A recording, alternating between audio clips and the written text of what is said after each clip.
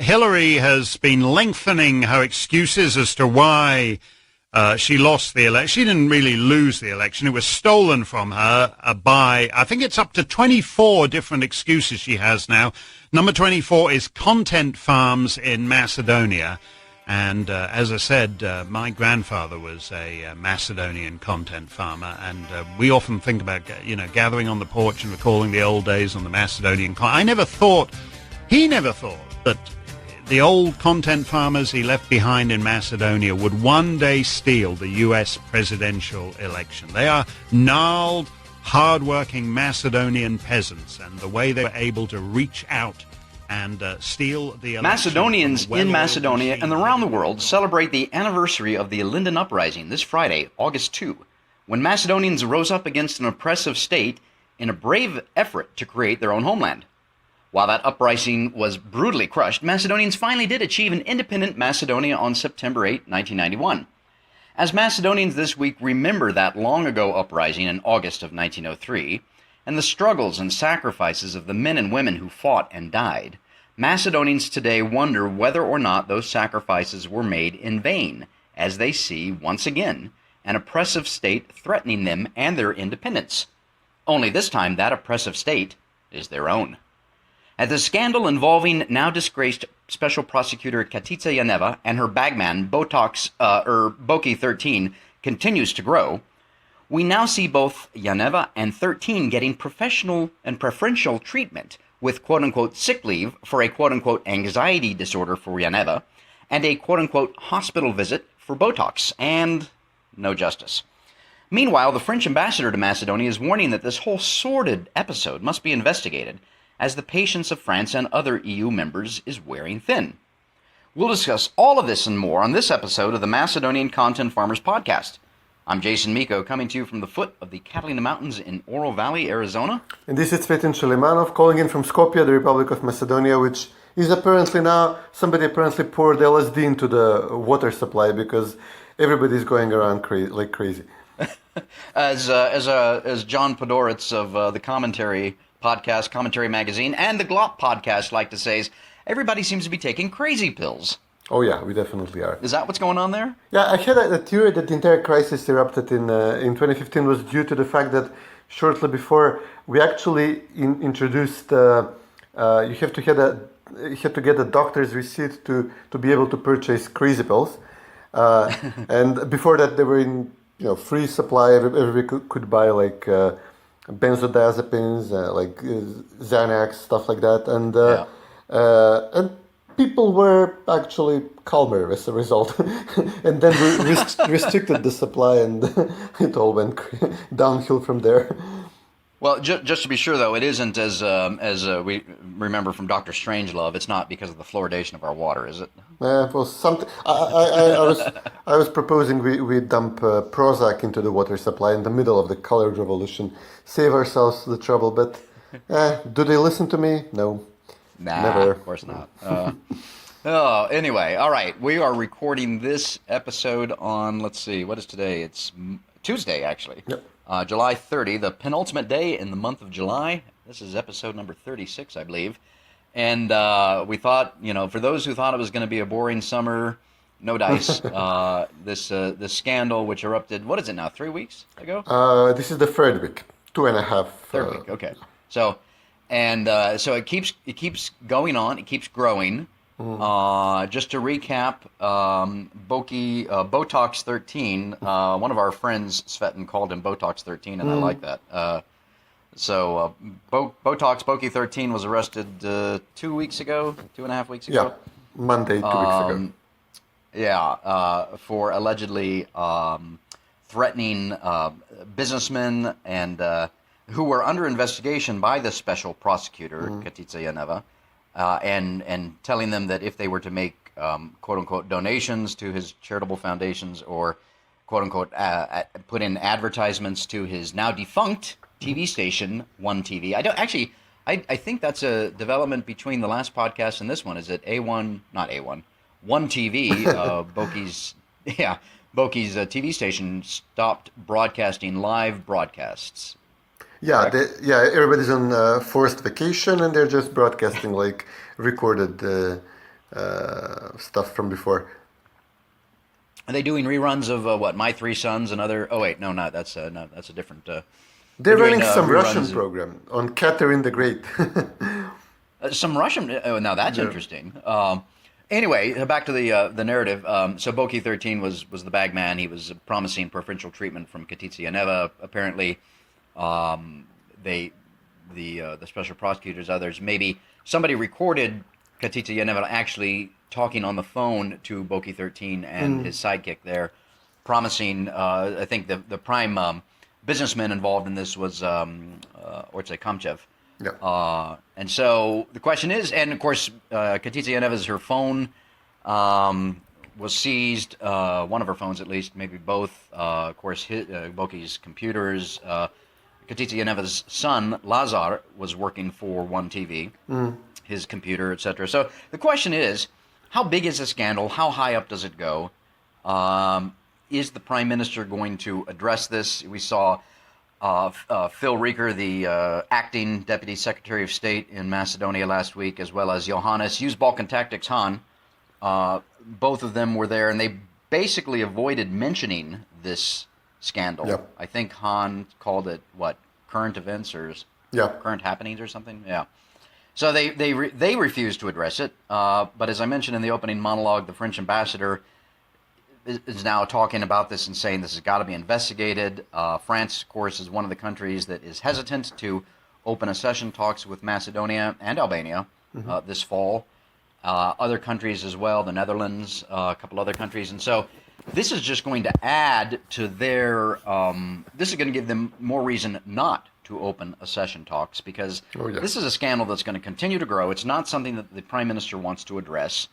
There's going to be more and more questions, and it just doesn't look. And there's growing calls, of course, for the government to for the Prime Minister to step down for early elections, etc. Here we are again at the end of July. Parliament is not in session. Are they going on vacation this year? Has the government announced that the ministers and everybody are taking off? The Parliament is still officially in town, but they're not doing much. And I mean, the ministers are going on vacation, but not officially. Usually the Parliament has like a collective vacation, and the ministers just go whenever they please. Right. Okay. So, and now I saw something the other day. I was gone this weekend for a family gathering, so I'm a little bit rusty on some of this news. I saw something that stated that they would take up these issues. Well, the special that's another thing. So the new law on the special prosecutor has to be adopted. That's one of the conditions that the EU has set for Macedonia for opening accession talks. And of course, the main parties, Citizen and Vumero, are going back and forth on that. But I saw something the other day that said that they were going to address that when they came back from summer vacation. So I'm assuming that's what, September? They set a date for discussion on the law in very late August, like 27th. And Katica's mandate expires, I think, the 6th or the 10th of September. So Zaev said that he would have everything wrapped up by September 15th, but it leaves him very little time to actually do it in Parliament. Right, that is very little time. And of course, he needs 2/3 of the Parliament to pass that law, and right now he doesn't have it. Not only would Vumero vote against it, but I believe and correct me if I'm wrong, either the Alliance of Albanians or BESO are not necessarily with him on that. They said they want an Albanian for this position, obviously, and this is why the Alliance and DUI came out in opposition to the law, but also because DUI especially, they fear that the next prosecutor might be going after them as well, and they insist on this formula which worked in 2015 in Pržino, where all the parties agreed on the special prosecutor, and now Zaev wants to appoint the next prosecutor by himself. He literally wrote a law which names the next prosecutor as Vilma Ruskovska, who is also exceptionally close to Zaev, was also heavily involved in prosecuting Vumero people, maybe even more than Katica Janeva, although from a later start. So, it's a complete non-starter for Vumero, but Zaev wants to completely abolish the consensus decision of Pržino, even though that worked horribly as well. Katica Janeva is a choice. It couldn't have gone worse, but now he wants to doesn't even have the pretense of having a consensual candidate, but he wants to appoint the next prosecutor completely by himself. And he already has appointed the chief public prosecutor, the attorney general equivalent, and now he also wants to appoint the special prosecutor, even though when Zaev was in the opposition, he insisted that it's the opposition party which should appoint the chief public prosecutor. And now he not only ignores this proposal, that Ljubomir Joveski, the public prosecutor, is appointed by the opposition, he now wants to appoint the second most important prosecutor, the next permanent special prosecutor, the heir to Katica Janeva. He wants to appoint both of them by himself. Wow. And then again, he needs whatever law is finally worked out. They need two-thirds of the parliament to vote for it. Which, of course, would require strong-arm tactics, Balkan tactics, according to Johannes Hahn, in order to get that through. And we'll see. So that's all upcoming. Right now, are there any new developments in the scandal as it stands? Any more? So Katica, what? So as I said in the monologue, she's got some sick leave, quote unquote, for quote unquote anxiety disorder. So she ain't going back to the office, is she? Wait, new developments, huh? Let me see, what time is it? Things happen every minute. There is a new development every second. Yeah, is Katica at home, or is she at home, or is she in the hospital? She allegedly showed up a couple of times in the office. But she took a sick leave from the wife of one of her neighbors in Gevgelia, who she appointed as a prosecutor in her office. So basically, she picked a very close person to give her a doctor's certificate that she suffers from acute anxiety, which, some people were expecting that, listen, she will turn this around in a few months and she will insist that she's not fit for trial if she ever gets prosecuted. So she might be building the crazy... kind of an insanity defense? Yeah, which is not going to... It's going to come down very naturally for Boki 13. I mean, he can just claim insanity any moment. He's clearly insane. Yeah. Have you watched my reality show videos? Have you listened to my songs? I'm crazy, I tell you. That's a clinical diagnosis right there. Yeah, but for Katica it won't be very difficult either. I mean, she's not... far from, I mean, okay, she's not crazy, but she could claim she's not completely up to speed with what's happening around her, to say the least. But then she gave an order, apparently even before she was arrested, but by the time when it became clear that something is coming, that something wicked her way comes, she apparently gave an order that all the computers in the SP office are formatted. Now, she did not order the destruction of the files and the evidence. That's a bit too much even for her. But the way she ordered the formatting, they would destroy the logs about which prosecutor logged into which computer at what time. So she could claim that I didn't work from this computer. Somebody else was sending messages to Boki 13, to Kamchev. Somebody else wrote this memo instructing, prosecutors to return Orce Kamchev his passport, for example, which is one of the issues which are raised now as evidence that she took money for going easy on Orce Kamchev. So she could just cover up her tracks, blame another prosecutor, just as everybody in this office are now blaming each other. And the best part is that this was published in a pro-SDSM outlet, 360 degrees site which goes through Alsat TV. So they are essentially cannibalizing each other. This is SDSM people revealing details, showing text messages which were sent to a special prosecutor. So basically this information comes from a special prosecutor who is ratting on Katica Janeva through a news outlet which used to be close to this office, which everybody is on the SDSM side. So it's they're revealing that she tried to cover up her tracks and destroy evidence, which is which doesn't really go well with her claim that she's innocent.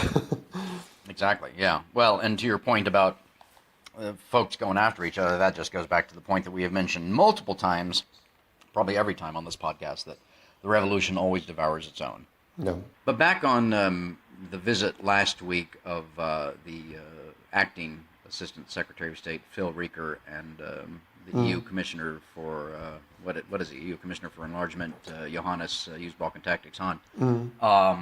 I see that the U.S. Embassy just put out a tweet with some of their favorite quotes from Phil Reeker. He says here, the U.S. wants to be able to work with all political parties in North Macedonia. No, but in order to be able to do that, we have to see serious constructive efforts. And then, as in any other democracy, the role of the opposition is crucial, but that opposition has to be constructive. I don't recall him or anybody saying that about Citizen. And then it is time to get on board and move things forward for the good of the country! Exclamation point. And there's this wonderful picture of Phil with the American flag behind him, and he is just beaming from ear to ear, this great big smile. It is time to get on board and move things forward for the good of the country. A 3-year-old could write that. And it means absolutely nothing. It's just empty words that U.S. diplomats are good at spouting off when they need to fill space and they need to hear their voice. It means nothing. I mean, I'm not even sure why they put this tweet out. It's actually kind of embarrassing. Yeah. Now, did Phil meet with Vomero? Yeah, he did, but it was very ugly. It was very messy. They don't want to work with all sides. As they say in this tweet, they have chosen their favorites, they have chosen their side, and they're supporting it through thick and thin. And this is very thick. This is exceptionally thick. This is as thick as it gets. And Phil came out and he actually didn't even mention the fact that there is something happening in the country. You said Hahn made a very broad reference to the latest events. He didn't say, oh wow, the special prosecutor which we promoted for so long, she's about to get arrested because she was abusing her office. Oh, well, that's pretty important. No, he didn't go into specifics, but he acknowledged that there is a complete shit show in this country. And Phil didn't even do that. He was like he fell from Mars the day before. He said, looks like he's from Mars. Sure does. It was, we have to now pass this new law, which will appoint a new special prosecutor, doesn't mention what happened to the previous one, and the curious case of the missing special prosecutor. And again, he's assuring us that this will guarantee rule of law and fighting corruption in the exact same words which Phil and Hahn used the last time about Katica Janeva. Is the same arguments: give her enough money and she will not be corrupt, give her political backing, no party can interfere in her, she's untouchable, and she will not go around extorting money from businessmen. I mean, it's complete failure of the concept that was tried, and now they want to do it again. And because SDSM was badly damaged, mauled by these events, both Hahn and Reeker gave complete support and backing to Zaev.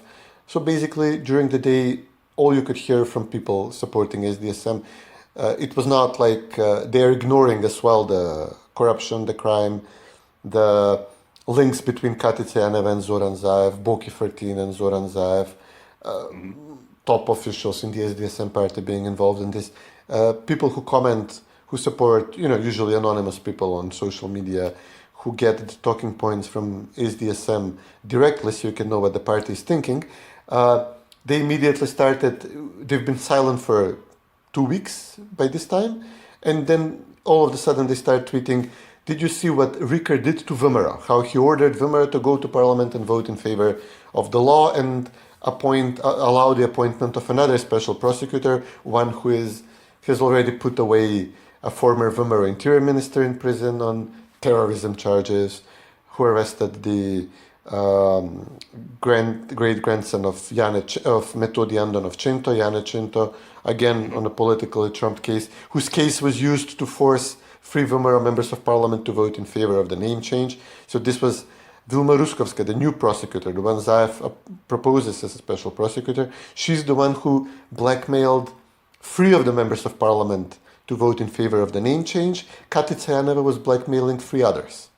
So Katica was not strong enough to do this, to force enough VMRO people to break and vote for the name change. They had to bring in Ruskovska on the case. So for VMRO it's potato, which one of them is special prosecutor. But then Philip gave these comments that VMRO should now vote in favor of this other devil you also know. And, in an unprecedented move, then Mickoski had a press conference before he met Phil Reeker, and he said, we have our own law on this, we are proposing it, these are the main points, yada, yada, yada. Phil came, met with Mickoski, he gave an impromptu statement while leaving the VMRO office, again making this statement, and then just to hammer the point home, the staff in the US Embassy are now tweeting this in a pictorial mode. So in case we didn't get it the first or the second time, now they're tweeting it at us with pictures. You go Parliament, vote for Vilma now. And, we predicted this the last episode. I mean, I'm, salvaging the reputation of the United States in this country is an impossible task. And, this actually makes it easier for me or whoever might be foolish enough to underwent to try and do it. Don't even bother. Nobody should even try. I mean, the US and the EU own Katica Janeva, own Zoran Zaev, own all the sleaze and corruption involved with them. They own the coming big troubles which are coming down the road. I mean, I'm talking regional level insecurity and instability troubles which are going to emanate from Macedonia. I mean, that's very difficult to avoid by now. It's their Frankenstein monster. They own it. Yeah. Well, actually, yeah. So you bring up some very good points, and let me just kind of address. Let me make 3 points based on what you just said. First of all, I think maybe you came up with the title for our podcast here: "The Curious Case of the Missing Prosecutor." I like that quote. Number 2. To your most recent point there about the Frankenstein and what's coming down the pike in terms of Macedonia and the region, my article, which is up on Medium today and will be up on Svest soon, Ilinden or Fracture, and that is about this the issue of how the United States embassy, the permanent state, I don't use the term the deep state, but the permanent state of the State Department and the bureaucrats, the European Union and NATO, how they have all been acting together with Zoran Zaev and his government to basically damage and or destroy Macedonian identity. And Macedonian identity is absolutely necessary for the stability and security of Macedonia and therefore the region. It's the thing that holds, it's the glue that holds Macedonia and Macedonians together. And so when you damage or destroy that, you weaken the country. You don't strengthen the country. And that makes a weak state is a state that is open to the nefarious plans and activities of other states or non-state actors, etc. So that's number 2. Number 3, to your point at the beginning of your diatribe, your monologue there, about where the U.S. embassy, the permanent state, has already made up its mind as to who they want, what side they want to be with, which is Sodasum. I have been involved in Macedonia for going on 24 years. So let's call it, in a few months, in 9 months from now, I can call it, I'll be going on a quarter of a century. I've seen ambassadors come, I've seen ambassadors go. And Lord willing, I'll be able to see that for a lot longer. And as an American citizen and as a longtime observer of Macedonia and U.S. politics and foreign policy, yes, you are absolutely correct, Cvetin. The permanent state of the State Department in the United States always sides with the left. And that is an unfortunate fact. And it's also the same, I believe, with the European Union. Yep. And so it's because the men and women that inhabit the halls of the State Department all have a particular worldview that lends itself to progressivism, to the left side of the divide, the left side of the aisle, to this worldview that says that mankind can be made perfect with enough social tinkering, with us, the bureaucrats, the unelected, the unaccountable, doing that social tinkering. And therefore, we need people who are like-minded, who share our worldview, in power, in country X, Y, or Z, to do our bidding, so that we can therefore make mankind perfect. And of course, those of us on the conservative side of the aisle know that the perfectibility of mankind is an impossible dream. Utopia doesn't exist. It cannot be had. Utopia literally means no place. We know, Cvetin, that mankind is imperfect, is fallen, that we are all part of the crooked timber of humanity, as Kant said, and that you cannot, no amount of social tinkering or progressivism or forced marches to the sea will ever change that. Do we believe in change? Absolutely. But change has to be slow. It has to be deliberate. It has to take into account the past, which our friends on the other side of the aisle, the progressives, they don't believe in the past. They want to reject the past. They want to throw it away. And as I write in my article today, there's a certain percentage, a sizable percentage here in the United States of America that believes that America was founded on racism and sexism and other sins and is therefore illegitimate. And we see the same thing going on in Macedonia with the government of Zoran Zaev and people like him who say, we don't need the past. We need to look to the future. And that's why they're so happy to give away Macedonia's past to Greece and Bulgaria and others. And here we are coming up on Friday, August 2nd. We are going to celebrate and remember the sacrifices of the men and women that were involved in the Ilinden Uprising in trying to create a Macedonian state. And that is a vital part of Macedonia's history and that past. It is, again, and I'm continuing on my monologue here, to go back and talk about two of our favorite people, G.K. Chesterton and Edmund Burke. Chesterton called it the democracy of the dead, and Burke said that there has to be this relationship between the living and the dead and those yet to be born. And it's one continuous line, and you can't break that anywhere. Otherwise, the entire society fails. But that is what the U.S. Embassy, the U.S. State Department, the permanent state, the European Union, probably the apparatus, the bureaucrats and men and women in NATO, and Zoran Zaev and his government want to do. They want to reject the past, and they want to deny it, frankly. And in the case of Macedonia, you've got that same group of people that are saying Macedonia's past is full of lies and other evils and sins, and so therefore reject it, and we want to go into a glorious future of singing hosannas and hallelujahs as we march through the gates into NATO and the EU. And on top of that, that's not going to bring about long-term stability and security and peace and riches in Macedonia. You have to have a strong identity first and foremost. All right, I'm done.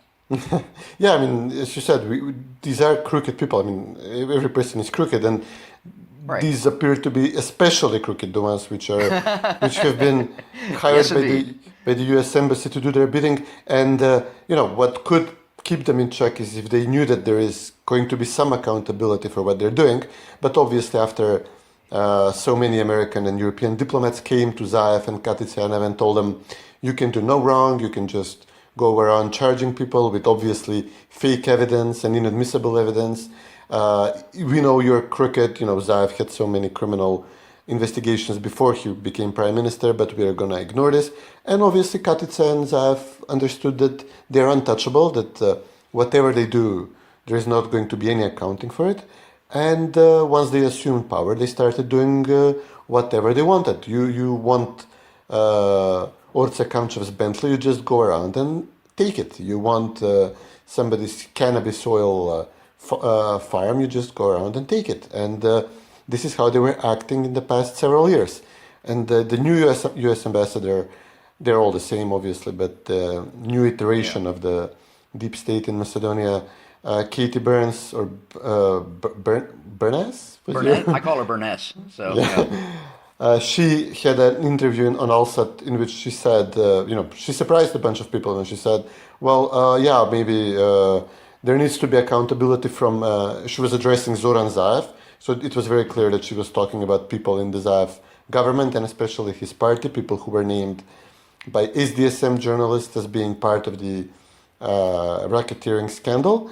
And she said there needs to be accountability, and everybody said, okay, she wants at least a few heads to roll. And now Phil comes and doesn't even want that. But actually, they're going to get it because, there are two things which need to be looked into here. First of all, they don't need to pass a law. I mean, that's all. They can just, the chief prosecutor can just appoint a prosecutor and say, from now on, you're dealing with more important cases. I mean, with high-profile cases. There is no limitation on the prosecutor to start opening cases against politicians or businessmen. I mean, the acting, the existent prosecutors, nothing stopping them. They will not be able to use illegal, unwarranted wiretaps, but under any version of the laws, this should end. This practice should end. So there is actually nothing to discuss here. They can just go ahead and unilaterally do whatever they want.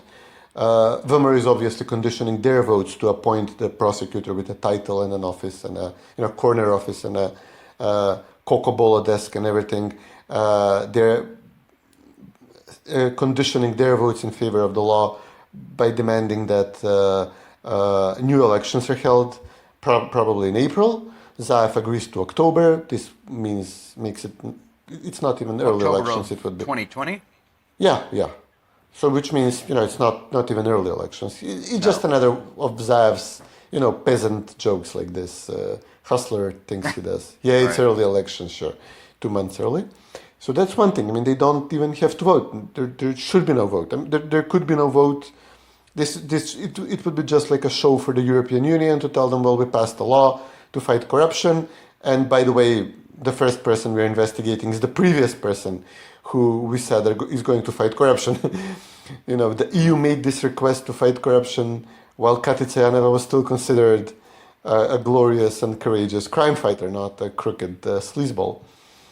But the other problem they're having is there's a real politic issue here, in that this unaccountability, it really generates more and more corruption. And imagine what's going to happen once we get more access to EU funding or to NATO intelligence secrets and decision making in NATO. It's going to be, we are giving some deeply unserious people some exceptionally powerful leverage and tools at their disposal. And so basically we have, the US, the UK, laughably, the European Commission, they want us to open accession talks and join the European Union, but they're mostly operating, especially the Brits, on the assumption that this will water down the European Union further, make it less manageable. So this is basically a British punishment for Brexit. They want to punish the EU on their way out by bringing in countries like Zaevistan into the Union. We have support to join to join the EU from the Visegrad countries. They realize that there's going to be a backlash against Zaev any time now, like we had in Greece after the Praise Patrioti. So they figure, okay, we bring these guys in, we will get another reliable Visegrad country in the future. Obviously, doesn't have to be Gruevski personally leading it, but somebody like him with his blessing, it would be very Orban friendly, and it would be a valuable addition to the Visegrad bloc. And the countries which are opposed to this are France and the Netherlands, and some in the German conservatives to some extent.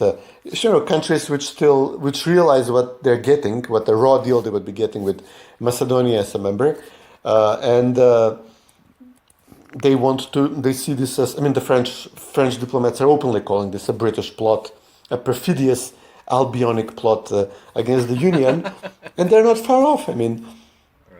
So this is where the scrutiny comes from. The French have all the arguments they could ever wanted to block Macedonia from opening accession talks, and besides. And another thing, even if Hahn and Reeker are trying to do a cover-up, the nature of this conflict is very interesting. This is not VMRO going after Katica. VMRO did not reveal the scandal. VMRO was saying that Katica was corrupt for years, and it didn't move the needle one bit. This is SDSM people using SDSM media outlets like Plus Info, Geroski's outlet, and Telma television. A Telma journalist who was literally praising Katica Janeva to the heavens for 3 years. She was prodding Mickovsky before the arrests. Are you going to speak up about this scandal which is developing, about Boki? And she implied Katica in the story. So these are people who were closest to Katica Janeva until very recently. And they are leading the charge, and they want to drag Vemera with them. Vemera are like, wait, we were saying this for years. You were against us for all these years, you personally, journalist lady in Telma, and now all of a sudden you decided you want to fight Katica and you want our help. What's the deal here? And the deal is that the SSM are feeling strong enough, confident enough, powerful enough, that they want, journalists who are not clued in Boki 13's racket, they want to be part of it. So they want to kneecap him, so they will take over with a prosecutor of their own. People close to Zaev are thinking, okay, I can maybe pin this on Shekerinska, maybe I can remove her. People close to, and I don't have to appoint people like Stevo Pendarovsky as president in the future. I can just appoint people from my wing of the party.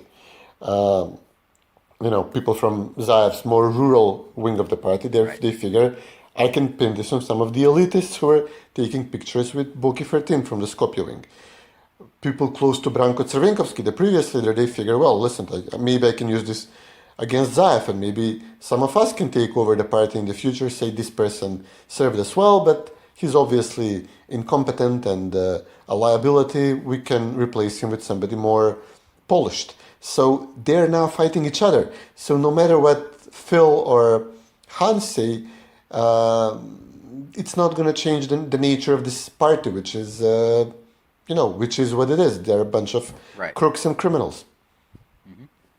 And yet, both Phil and Hahn are going to support them no matter what. Yeah, absolutely. Of course, Hahn's on his way out. It's November 1st. I think there will be a new commission in there, and we'll see who that is. No, our friends in the Austrian government are actually re-nominating him. So he will be, again, a commissioner, but it's questionable which department he will take. He may not get enlargement. Maybe it won't be enlargement. Yeah. Well, let's see, we're running a little bit long, and I do want to talk just briefly about the way I started with the monologue, and how this Friday is August 2nd. Is the anniversary and the commemoration of the Ilinden Uprising, in which Macedonians fought and sacrificed and died to create an independent Macedonia. Of course, that didn't happen then. They were struggling against the Turks. Now they're struggling against the progressives. But I do see here that Boyko Borisov, the Prime Minister of Bulgaria, is going to be in Macedonia on Thursday, August 1st, to celebrate the quote-unquote signing of the quote-unquote Treaty of Friendship, good neighborliness and cooperation, and also demand fealty and demand that Macedonia acknowledge that Goce Delchev was quote-unquote Bulgarian, etc., etc., etc. So again, there's always an opportunity for the Bulgarians or the Greeks to claim some part of Macedonia or Macedonia's history. And apparently Zoran Zaev is willing to happily give that away.